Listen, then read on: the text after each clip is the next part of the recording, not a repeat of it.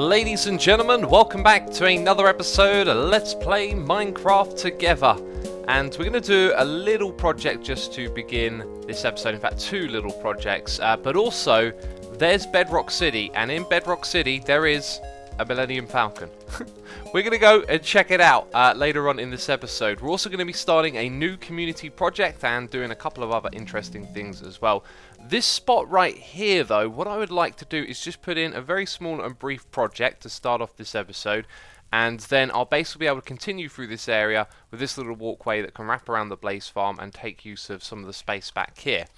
Also, there was the killing booth, which I'm going to dismantle now, as unfortunately, these mob heads are the wrong type. They don't have the texture stored inside of them, so that experiment was wonderful, but I'm not sure if we can use these or not. I will definitely give it a try, but it's quite likely that they may end up lagging the world. So we just need to tidy this little bit right here up, and I think I'm going to leave that ender chest right there. So let's just put a block behind it, and then it will be nice and seamless from the other side. But anyway, what are we going to put in this space here? It's going to be some flowers, dispensers, and bone meal so that we can have a little dye farm. So whenever I need some more dyes, I can go up to the different two-tool flowers and make use of that. So we got the interface and the layouts kind of underway here. I'm thinking of adding either a lever or a pressure plate somewhere in the middle here to send a redstone signal down that will power the blocks at the bottom to activate the dispensers, which are going to have bone meal in them. So around the back here, it's these blocks that we need to power, because if we powered these directly, we would lock the hoppers, which I put on the back side. So because of that, we have this sort of awkward distance chest in the middle here that you have to... Actually, you can stand... There we go. You have to stand on this block to open that up. So you can stand back a fair bit. But it's further back rather than closer, because we need to be able to put two hoppers underneath it to split it up in two directions. So above there is the chest. It is surrounded by blocks to make it look nice and clean. And underneath it you can see the hoppers go this way and into those. And they go around that way as well. So that will fill up all of these with bone meal, which I should probably start doing right about now. Now the redstone should be as simple as this. We've got a lever here that is currently on, so if we go down below we have this piston here being extended. It's got an observer to make a observer clock. We're putting the repeater there so the signal length is good enough for other repeaters, or sorry, not repeaters, for torches to use this. So then we need some repeaters pointing into the blocks, and then torches, and you can hear it working already. Now only one of these will work because there's only one flower there. And there you go. It does use all four at the same time, I've just realised. Like, it's not individually run, is it? I'm not actually sure that's the best way to do it then. And did we just reach a burnout? So maybe those torches are burning out. Yes. So that probably means this thing needs to be adjusted. And if you put it up to 4, it doesn't work. What if we put it on 3? Okay, then it works slower. I might change the way we do this, actually. This could almost be perfect. We could put an observer in front of that piston, but imagine the piston is one block higher. Then when you power it from above, it extends and goes directly into this.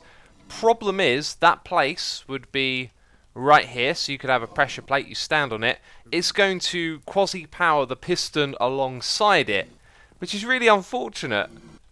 I'm hoping maybe there's another way I can get this to work. I'm pretty sure we've got this now. I was staring at what we've built for ages, and then the solution kind of came to me. We can sort of double up with these right here. And I think I have to be above it to place it correctly. So we've got our clock working right there. And with the observer, we can simply just pass that up another block to the one above. Took me a while to figure that one out. So that means we get to keep the pistons at this height here. And then by adding a piston above, we quasi-power this one here, and we give it a singular update from above. So that means when we stand on the one piston, the one pressure plate, we're not going to diagonally power the piston down below. We will diagonally power the piston at that height, right? But it's this one here that then gets pushed out. So that means that I can activate the clock and it moves it upwards to the block we want to power. So if I go and stand on this pressure plate, it's not doing anything. Well, that was unexpected. It works with a lever, which is a good sign. So why not when I stand on it? Okay, it is working. I don't know what I did wrong a moment ago, but it seems to be fine. Unwoven Rainbow here, coming to the rescue. My neighbour from the area just over there. This is the bit that connects our bases together. And I actually thought I had these somewhere, but I looked through all of my chests and... Oh, I didn't look through the chests. I looked through the shulker boxes. Huh. They might have been in the chest then. And look at that. We got these on demand. So I decided to remove the pressure plates here because zombie pigmen are just wandering around all over the place and they could easily walk onto them, stand there and waste all of our bone meal. Also, this thing should be really filled up and it's empty again. But yes, I've spent my time filling up all of the bone meal around the back here. And anyway, that is a useful little project. If you want to come over here and use it, you're more than welcome to. Of course, if you're getting loads of dyes, chuck in some bone meal. And if you just want to grab like some copies of these items, then feel free to grab them. It turns out I didn't actually have them in these chests, so I don't know why I thought I had them. Also, we now have colours in chat, which is super cool. We didn't have that for the longest time. All the names were white, so now they match the colours you see on the tab screen. I feel like I glossed over the finished redstone a little bit here.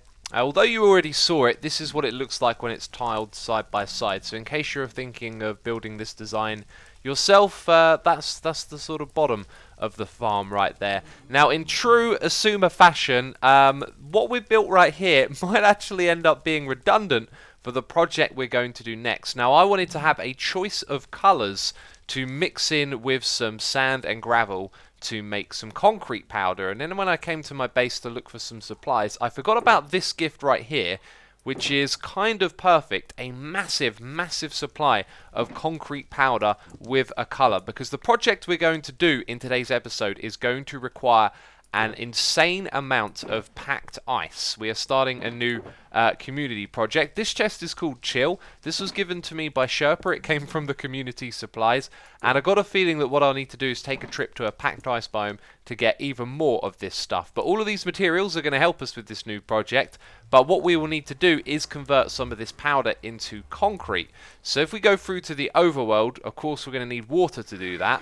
And I was looking it up on YouTube. I thought, I've done my own little project today. Let's go and see if someone's come up with a really cool, compact way to do one of these farms right here. And it's my buddy Nembomb himself, who's actually made a really good 2-minute tutorial on how to set up a very simple farming setup for this, and you can build it even simpler than what you're looking at right there. So I'm going to link to that in the description box down below. I don't know why, I'd never seen that video before, but it was extremely cool. So anyway, that means we can grab this stuff. I think what we need to do is put it in our offhand, and then we're kind of good to go, right? Oh no, actually, well, I don't need to do that. I need to put some of it in this dispenser here. Right, let's shut the door behind me. If I stand sort of here, I should pick up everything that comes from there. So I hold down right click and left click. Hey, there you go. So we're slowly converting it, and the dispenser keeps giving me one each time. Awesome. So the dropper's changed its sound, meaning that it's empty, and there we go. I've got some of it in my inventory, the rest of it has gone into there, and we've made a stack of this stuff. Awesome. So this is a temporary little build, because of course everything in the overworld is temporary. Again, if anyone on the server wants to use this thing, it's just the other side of my portal.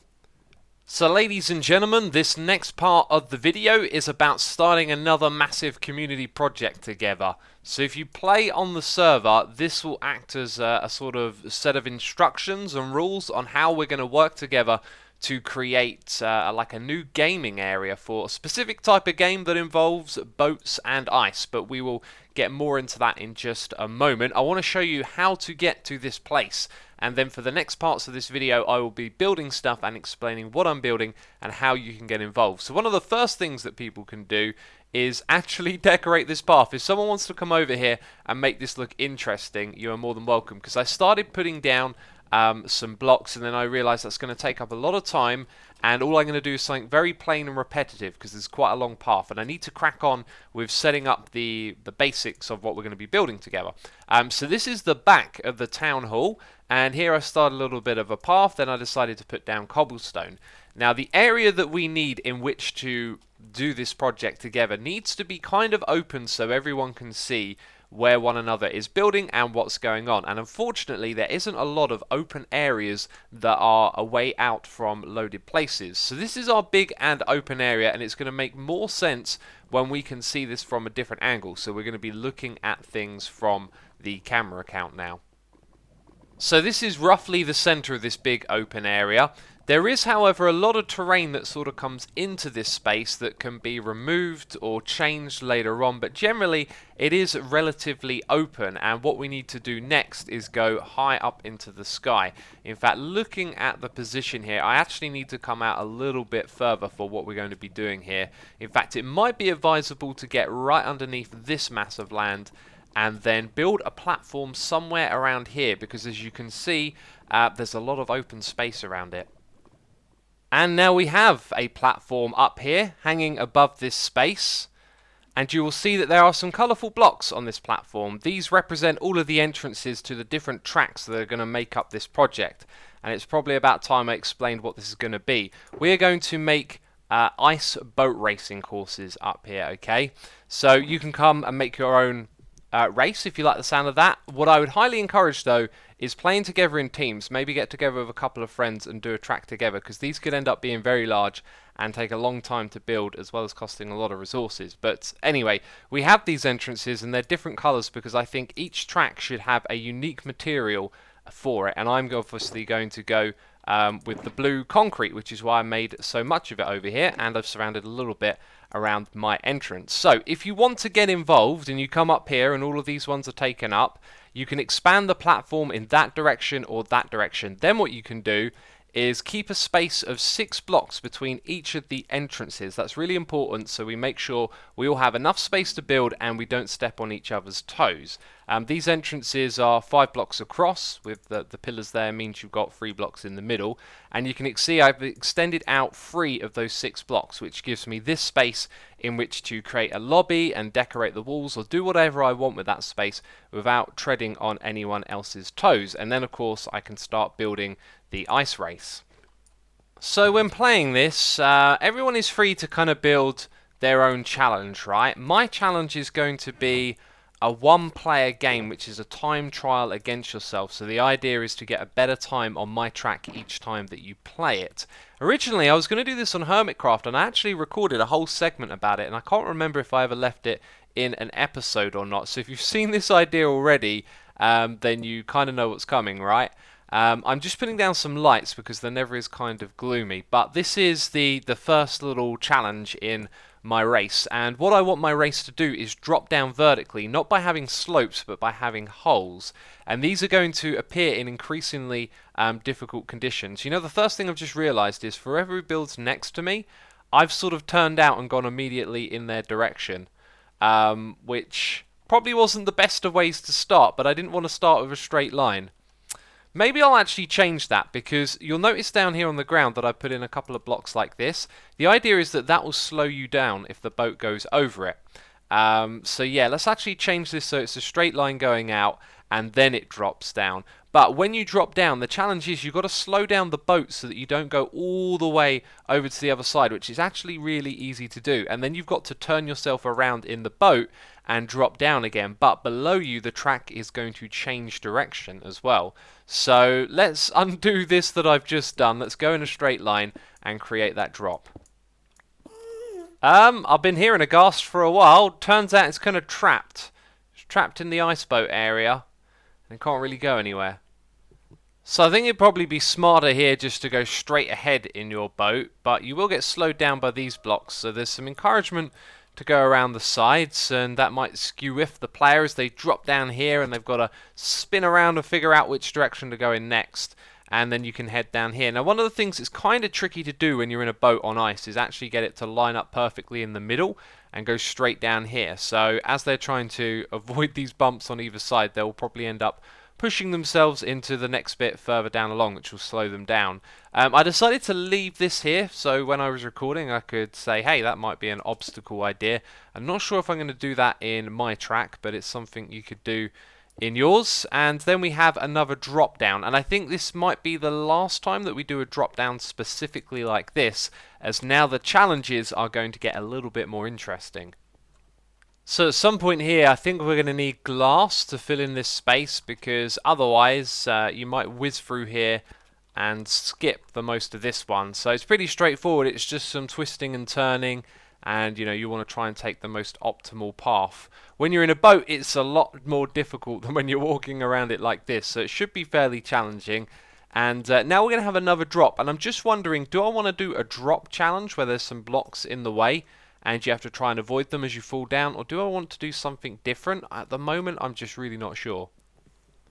This project looks really cool when you're flying around, and to think this entire area will be filled up with loads of them, all with different colours. That was kind of a bad decision, wasn't it?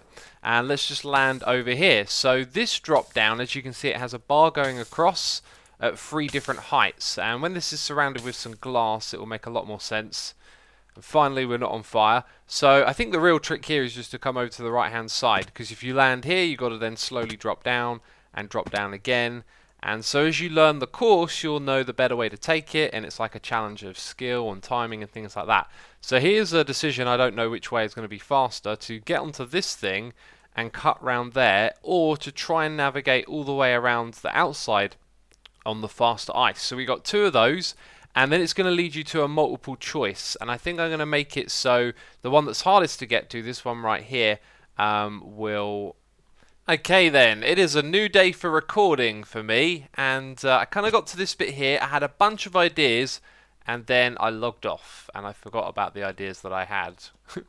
So now we've got this drop down that goes in different directions, and it goes to a looped track around the outside here. So you have like multiple choice, what direction do you want to go in, and eventually it leads you to over here, and then you drop down again, and then when we turn around, we have this 2-lane thing. So like one lane will slow you down more than the other. Maybe you want to move across the middle and go through here, and then at the end you get a miniature multiple choice, drop down onto a big landing pad, and then this is the finale bit. So what I was thinking originally is that perhaps all of these could loop back to sort of like a clone of that area all the way down here at the bottom, so the exit would be directly under the entrance. But I actually think it would be a better idea to make it so that the exits come down to all sorts of spots, and then we can connect all of those spots together with paths. So when you walk through this area across this bridge, which is obviously temporary, you might have some exits from rides connecting to it, which is pretty cool. And I just called it a ride. And there's that pillar there that needs to go. I've been trying to remove all the pillars so this stuff can just float and look extra interesting. So yeah, this area will hopefully get filled up with loads and loads of other ice tracks, and then they will intermingle around one another, which would look really, really cool. And then this area is just going to be a whole bunch of fun, right? But as of right now, we've got a few more things to take care of in the episode. But I'm going to go back up there and race the boat all the way down this thing. So that's going to be at the end of the episode. You're going to see me actually playing my own course. So my friends, in other business, if you didn't see the last episode, you need to go and check out the Evil X Shrine, although you are also about to see it again right now. I have made a horrifying discovery about this place, okay? I was thinking about something that I saw, and I was doing some investigating. So if we just head up here and we pay attention to this final back area, do you see it? Do you see what I see, peeps? Yeah, there's a gap. There's a gap in the wall here, and I can see pistons and a piston right here. And looks like we have found something horrifying before us. Closed door, open door, it says. This is not a good sight. Does this mean that the Evil X Shrine was built by the Chicken Mafia? I am not sure. Chicken Mafia members. Ah! We know who runs this now. I see. It's all starting to make sense. They've all got their own desks. What's this thing right here? Request supplies. They don't need any supplies. This is disturbing. Are the Chicken Mafia responsible for Evil X? I don't know. I don't know what's going on with that. Well, mysteries aside, it is time for the My Question portion of this video. Go to the comments down below if you've got a question. Use hashtag MyQuestion, and I read through those to pick one out to be answered in these videos. And I really like this next one, which is from Lil Star. So let's just grab this book and have a read together. Lil Star says, can we place written books in the library of the town hall? For example, creating history books by telling how certain structures were built in the server. That, my friends, is a fantastic idea. Lil Star, it was a question, but it is an idea, a wonderful idea. What I'm going to do is talk to the staff, and by the time you're watching this video, hopefully one of them would have gone over there and created a place where you can drop off books, because I think that's a wonderful idea. Once people have done something in their base or had an adventure on the server together, they can write a book about it and then go leave it over at the library for other players to read, and I think that is just fantastic. So hopefully something will be in place by the time you're watching this video. Alright then, here we go, placing down the boat. And off we go. So those things don't really slow you down that much by the looks of it. And as I thought, it's a colossal pain in the butt to go through these gaps. It might be easier to go like this. Oh, and it looks like dodging those patches is probably a good idea. As that slowed me down big time. Bam! Obviously you could cheat a little bit there and go through. So we need to come back and put glass on this place. And I reckon there's a fair bit of skill to what we're doing right here. And I'm probably pretty terrible as an example for what that skill is. There is definitely a lot of room for error here, which means there is a lot of room for getting a different score from other players, right? Or from against yourself when you've played it before in the past. So I wanted to make this about time trials. I'll tell you what, we went around that time. I'll tell you what, going backwards is pretty bad as well. Let's just go through there. Might actually be quicker just to take the corner. This one's the worst one, so we don't want to drop down there. We want to go onto this one. Wow, and that was kind of tricky, wasn't it? But we fell down and came out facing the right direction. Sweet. Okay, now through here. Try not to go too fast because we don't want to fall off the edge. And let's just go straight over these blocks. I think these patches will need to be a lot bigger in order to slow the player down. So I'm going to come back here and make some modifications, of course. And now we kind of want to go like that. Oh, that was perfect. And ooh, try not to fall off. Jeez. Okay. I think there's some times where this F5 isn't as good as others. Bam, and there we go. We reached the end, and I'll put the score on my screen, I guess. But anyway, that's it from me this episode. I hope you have enjoyed it. Thank you for watching, and I'll see you in the next one. Bye-bye.